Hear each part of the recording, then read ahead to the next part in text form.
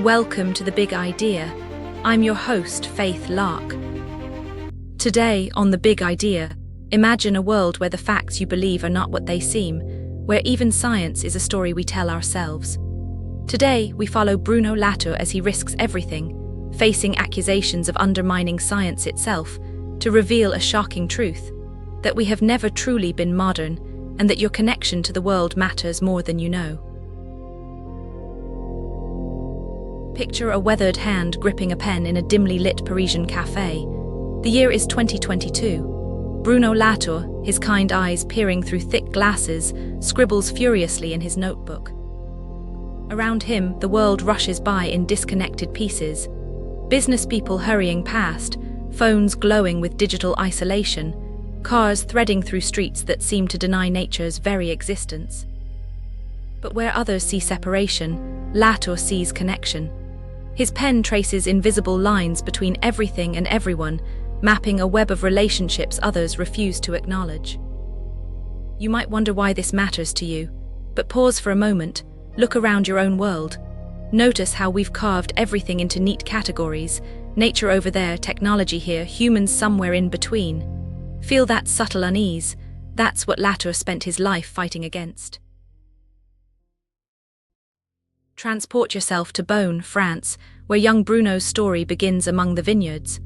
The air is thick with the earthy scent of fermentation.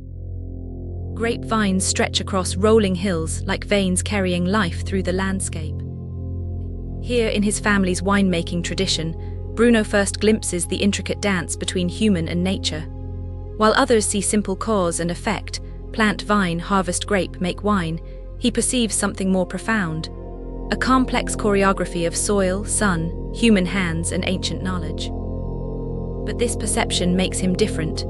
In the rigid structure of his Catholic upbringing and the practical world of winemaking, Bruno's constant questioning marks him as odd.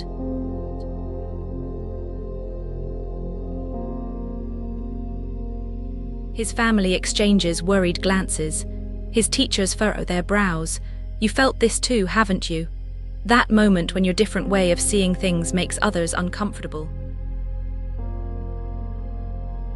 Latour excels in his studies, ranking first in national exams.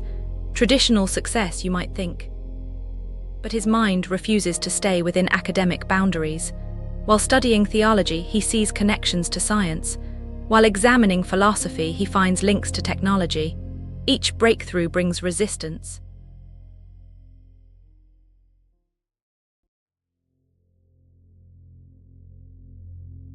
But Latour knows something they don't.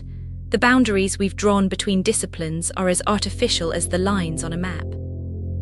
He begins conducting ethnographic studies in scientific laboratories, watching researchers at work. The scientific community bristles.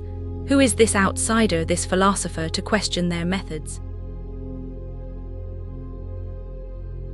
Enter the sterile world of the modern laboratory.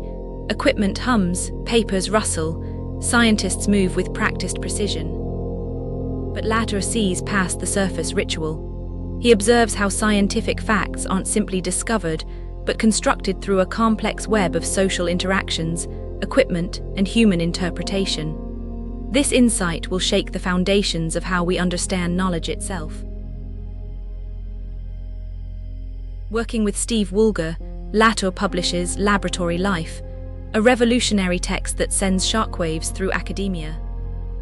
Their central claim: scientific facts aren't simply uncovered like buried treasure. They're carefully constructed through complex networks of human and non-human actors. The scientific establishment reacts with fury. Are you saying facts aren't real? They demand. That truth is just a story. But they're missing his point entirely. Latour isn't attacking truth. He's revealing its deeper complexity. Think about your own life.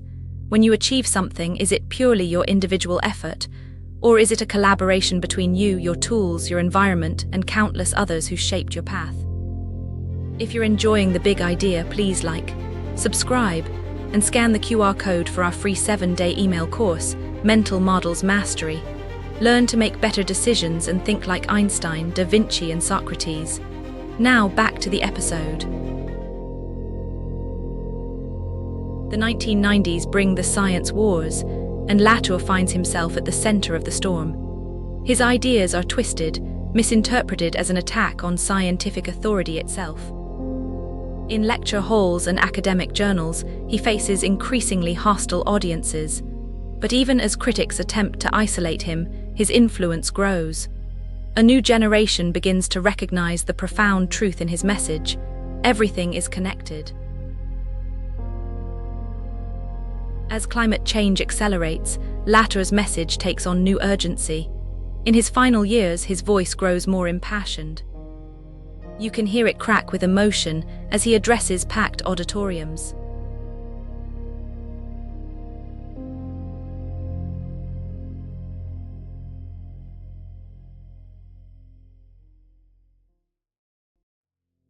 He develops the concept of a parliament of things, where humans and non-humans have equal voice in shaping our collective future. It sounds radical until you really think about it. Isn't a melting glacier speaking to us? Isn't a dying coral reef sending a message we can't afford to ignore? In October 2022, Latour's physical journey ends, but his ideas continue to ripple outward. His legacy isn't just academic theory, it's a fundamental challenge to how you see your place in the world. Every action you take sends ripples through an intricate web of connections. Your choices affect not just other humans, but the entire network of life that sustains us all. Return now to that Parisian cafe where we began. Latour's notebook lies open, his last words still fresh on the page. We have never been modern. But this isn't just his story anymore, it's your challenge.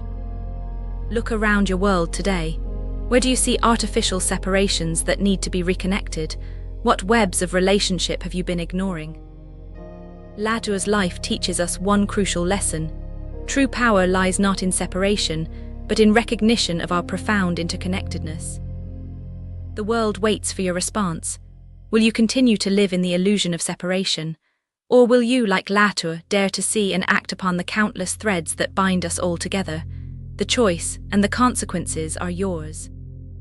On the next episode of The Big Idea, Latour challenged us to rethink the very foundations of knowledge, urging us to see science as a social construction, interwoven with power, politics, and human agency. But what happens when we apply this lens not just to science, but to the very meaning we ascribe to the world around us? What if our understanding of meaning itself is not some abstract concept, but deeply rooted in our biology?